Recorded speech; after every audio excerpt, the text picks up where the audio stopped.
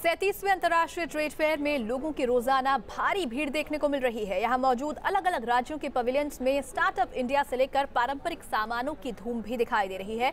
खासकर गुजरात के पवेलियन में लगी साड़ी और शॉल के स्टॉल लोगों को खूब पसंद आ रहे हैं। यूं तो दिल्ली के प्रगति मैदान में 14 से 27 नवंबर तक चलने वाला इंटरनेशनल ट्रेड फेयर हर बार लोगों के आकर्षण का केंद्र बना रहता है, लेकिन इस बार यहाँ का मिजाज कुछ अलग है। यहाँ स्टार्टअप इंडिया की धूम दिखाई दे रही है तो वहीं पारंपरिक परिधानें भी लोगों को खूब भा रही हैं। आज हम आपको एक बार फिर इसी मेले में लेकर चलेंगे और दिखाएंगे अलग अलग पवेलियंस का रंगीला अंदाज। ट्रेड फेयर की बात की जाए तो ट्रेड फेयर का इंतजार लोग साल भर करते हैं और इस ट्रेड फेयर में हर साल कुछ अलग कुछ खास देखने को मिलता है। और हर साल यहाँ पे भारत के अन्य राज्यों जैसे कि आसाम, गोवा, गुजरात, केरला, मध्य प्रदेश, महाराष्ट्र, नागालैंड, राजस्थान, तमिलनाडु, वेस्ट बंगाल, इन सभी राज्यों के यहाँ पे पवेलियन होते हैं।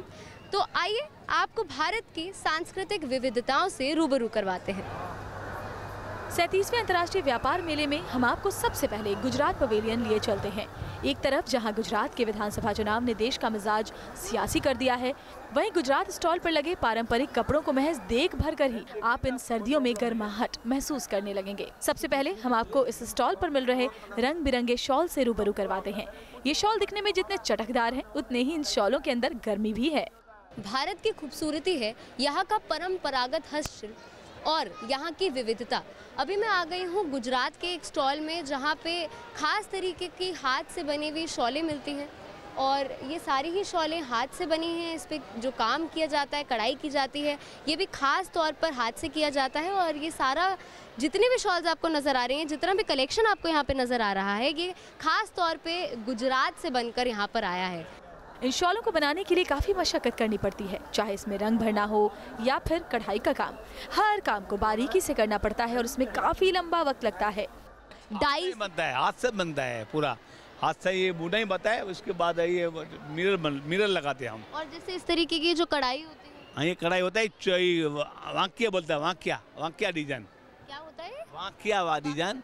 ये चौमुख बोलता है, ये डुंगला बोलता है, सब अलग अलग डिजाइन हाथ की बनती है। कच्छ की नाम है, कच्छ के डिजाइन का नाम है।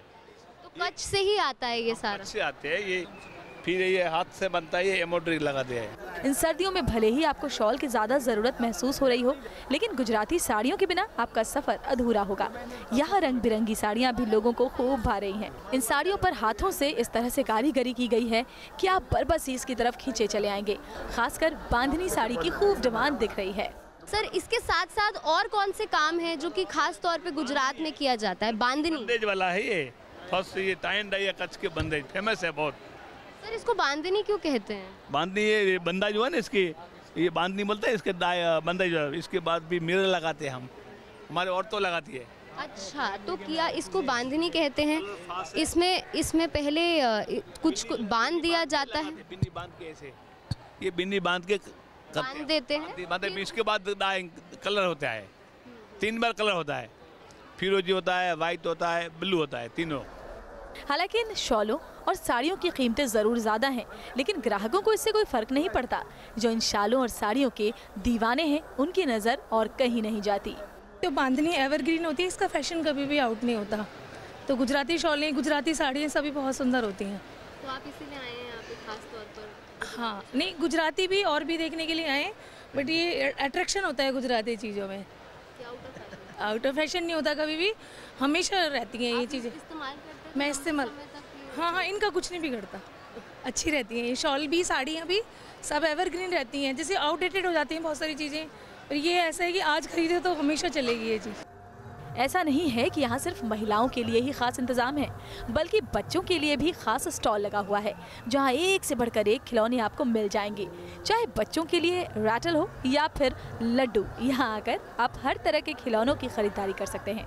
इन खिलौनों में इस तरह से रंग भरा गया है कि आपके बच्चे भी इसे खूब पसंद करेंगे। ये जो खिलौने होते हैं, ये खास तरीके से, खास तौर पे लकड़ी से बनाए जाते हैं। इसमें आइवरी, सैंडलवुड और रोज़वुड का इस्तेमाल किया जाता है और 350 साल से भी ज़्यादा पुराना परंपरागत हस्तशिल्प है ये। और हालांकि समय के साथ चीज़ें थोड़ी बदली हैं, अब अलग लकड़ी का इस्तेमाल किया जाता है और इसमें कई खास रंगों का भी इस्तेमाल किया जाता है। अगर आप भी 37वें अंतर्राष्ट्रीय व्यापार मेले में आने की सोच रहे हैं तो यहाँ आकर आप न सिर्फ खुद के लिए बल्कि बच्चों के लिए भी जमकर खरीदारी कर सकते हैं। उत्तराखंड का रंगोली का पिछौड़ा हो, त्रिपुरा का बांस से बना हुआ सामान या फिर गुजरात की बांधनी शॉल या दुपट्टा, ट्रेड फेयर में एक छत के नीचे हमें भारत के अन्य राज्यों की एक झलक देखने को मिलती है। और इससे एक बात तो साफ है कि भारत में कला की और कलाकारों की कमी नहीं है। वीडियो जर्नलिस्ट राकेश रावत के साथ सरगम पंत, न्यूज़ नेशन, दिल्ली। उधर त्रिपुरा का पवेलियन भी लोगों को खूब रासा रहा है। यहाँ बांस की लकड़ियों के बने सामानों की खूब बिक्री हो रही है। त्रिपुरा के पवेलियन में क्या कुछ है खास, बता रही है न्यूज़ नेशन संवाददाता सरगम पंत। अगर आप असल मायने में मनमोहक का मतलब जानना चाहते हैं तो आप त्रिपुरा के पवेलियन आ जाइए। यहाँ पे आपको बांस से बना हुआ ज़बरदस्त साधु सामान मिलेगा और ये सारा ही सामान बांस का बना हुआ है। चाहे ये टेबल ले लीजिए, कुर्सियाँ हैं, टोकरियाँ हैं, ये सब बांस का बना हुआ है। और अगर आप ये अपने घर पर रखेंगे तो ये आपके घर की रौनक को तो बढ़ाएगा, आपके घर की शोभा को भी बढ़ा देगा। और अगर आप आसपास देखेंगे तो इस त्रिपुरा के पवेलियन में सब कुछ बांस का बना हुआ है। घर पे सजाने के लिए लैम्प्स हैं, बैग्स हैं, पेंटिंग्स हैं और इस तरीके की कटोरियाँ भी यहाँ पे है। सर, हम आपसे जानना चाहेंगे कि ये कटोरियाँ यहाँ पे नज़र आ रही है कि इसका दाम कितना है? ये पूरा सेट का है 800 रुपीज़। 800 का है ये। और ये बनाया कैसे जाता है? बेम्बू से बनाया जाता है। बेम्बू काट के स्ट्रिप्स निकल के पेस्टिंग किया जाता है इसमें। पर अगर इसमें खाना खाएंगे तो इसके ऊपर तो शायद से लैकर भी लगा हुआ है। ये पॉलिश, खाना खाने में कोई दिक्कत नहीं है, ये यूज़ कर सकते हैं पूरा। इसके अलावा सर यहाँ पे काफ़ी कुछ नज़र आ रहा है, पर इस बार क्या बिक रहा है, क्या खास है? खास जो ये मग है वो बिक रहा है, अभी ज़्यादा बिक रहा है। और ये पीकॉक भी है। ये पीकॉक ऐसे घर पे सजाने के लिए, वो घर पे सजाने के लिए अच्छा है, दिखने में भी अच्छा लगेगा। और कुछ ये डोर कार्टून है, ये सब। ये क्या है? डोर कर्टन, पर्दा। अच्छा। ये पूरा सेट है 26 पीस का। और ये भी है, चल रहा है अभी तक। साथ ही खास तरीके की मुझे यहाँ पे मूर्तियाँ भी नजर आ रही हैं कि ये भी बांस से बनी। हाँ, ये बेम्बू रूट से बनी हुई है। इसकी जड़ से बनी है बांस। हाँ, इसके जड़ से बनी। ये हैंडमेड है, पूरा हैंड से कर्विंग किया हुआ है। घर को सजाने के लिए जो कुछ भी आप खरीदते हैं वो सब अगर आप बांस का खरीदेंगे लंबे समय तक आपके काम आएगा और यूनिक तो ये लगेगा ही। वीडियो जर्नलिस्ट राकेश रावत के साथ सरगम पंत, न्यूज़ नेशन, दिल्ली। चलिए बढ़ते हैं आगे और अब आपको महाराष्ट्र के पवेलियन ले चलते हैं जहां स्टार्टअप इंडिया की खास झलक दिख रही है। यहाँ के एंट्री गेट से आपको इसका एहसास होने लगेगा।